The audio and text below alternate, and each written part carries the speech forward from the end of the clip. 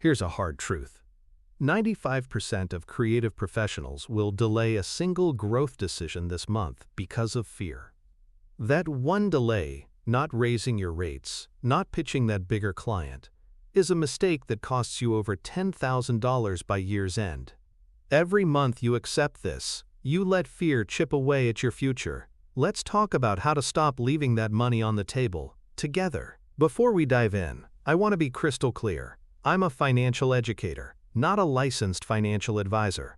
The ideas we talk about here are for educational purposes, to help you build awareness and ask better questions. This isn't personalized financial advice, so please always consult with a qualified professional for your unique situation. Okay, let's get into it. The core of this problem isn't about spreadsheets or market rates. It's a deep, internal conflict that almost every creative person I know feels.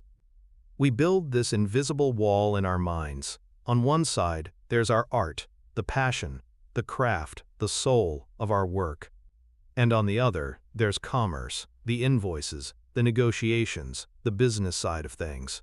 We're conditioned to believe these two worlds are fundamentally at odds. That to focus on money is to somehow corrupt the purity of our craft. We tell ourselves a story that great artists starve, and that talking about profit is somehow dirty. This mindset is the root of undervaluing your work. When you sit down to price a project, you're not just thinking about your time and expertise, you're wrestling with your identity. You're asking, if I charge this much, am I a sellout, or can I really put a price on something that comes from my heart? And so, we hedge. We instinctively round our prices down. We call our rates flexible when they should be firm. We're so afraid of being seen as greedy or inauthentic that we quietly agree to be underpaid, framing it as a noble sacrifice for our art. But what if that entire story we tell ourselves is a myth? What if the most sustainable, impactful creators throughout history understood a secret about how art and commerce don't just coexist but actually fuel each other? That secret isn't some complex financial formula. It's a simple, timeless principle that underpins every sustainable business, from a local bakery to a global tech company and, yes, to a thriving creative practice.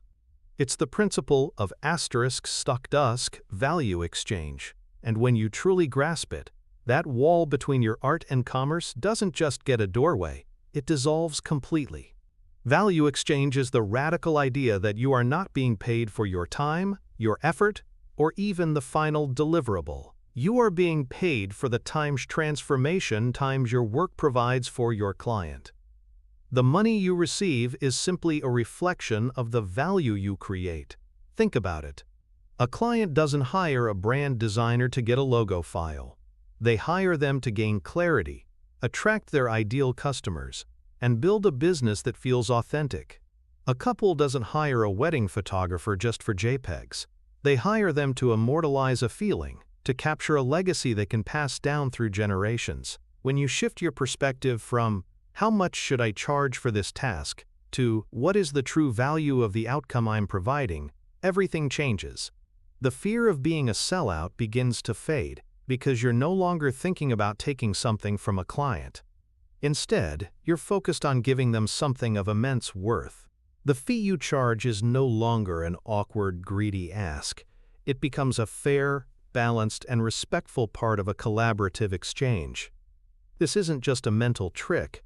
It's the engine of a sustainable, creative career. When you charge based on the value you create, you earn the resources, the money, the time, the mental space to reinvest back into your craft. You can afford better equipment, take that masterclass you've been eyeing, or say no to draining projects so you can say yes to the work that truly lights you up. Commerce stops being the enemy of your art and becomes the very thing that nourishes it, allowing it to grow stronger and reach further. To make this principle tangible, let's use an analogy from a world we all understand. The photographer's darkroom, or for a more modern take, their Lightroom catalog. Think about a raw, unedited digital photo file. It's flat, a little dull, full of potential but not yet a finished piece of art. No professional photographer would ever dream of delivering just that raw file to a client. Why? Because the raw file only represents the time spent clicking the shutter. The time magic, the value, happens in the editing suite. It's where the artist's unique vision comes to life, shaping light, balancing color, and drawing out the emotion of the moment. They aren't just adjusting sliders. They are transforming a technical capture into a timeless memory. Charging for your hours is like selling the raw file. It completely ignores the most valuable part of your contribution, your expertise, your taste, your lifetime of experience that allows you to create that transformation. Pricing based on value is like presenting the final, masterfully edited print. It honors the entire process and the profound impact of the final result. We understand this distinction between raw material and finished art in our craft intuitively. So, if we know the masterpiece is in the edit, not the raw capture, how do we begin to apply that same conviction to the way we price our work? That conviction begins with a conscious, deliberate shift in how you see yourself. It's the move from identifying as a passive artist, someone who creates and hopes the world recognizes their value, to embracing the identity of a proactive, creative professional. The artist mindset waits for permission. It waits for the perfect client, avoids the awkward money conversation, and secretly believes that true art shouldn't have to be sold. But the creative professional understands a powerful truth. You are the CEO of your own talent. You are not just the hands that make the work. You are the mind that guides the business. This doesn't mean becoming a cold corporate version of yourself. It means becoming the responsible steward of your own gift. It means recognizing that financial stability is the soil in which your best, most authentic creative work can grow, free from the anxiety of just getting by. This is the real transformation. It's not about learning a new negotiation tactic. It's about changing your professional identity from someone who is hired to someone who is partnered with. You are no longer just a service provider. You are a strategic expert who guides clients to a desired outcome. So let's pull all these threads together and outline the blueprint for making this shift permanent. So here's the blueprint in its simplest form. Stop selling your time and start communicating the transformation you provide. See your business not as the enemy of your art, but as the engine that fuels it. And finally, own your role as the strategic professional who partners with clients to create real change. This isn't about becoming someone you're not. It's about stepping into the full power of your expertise.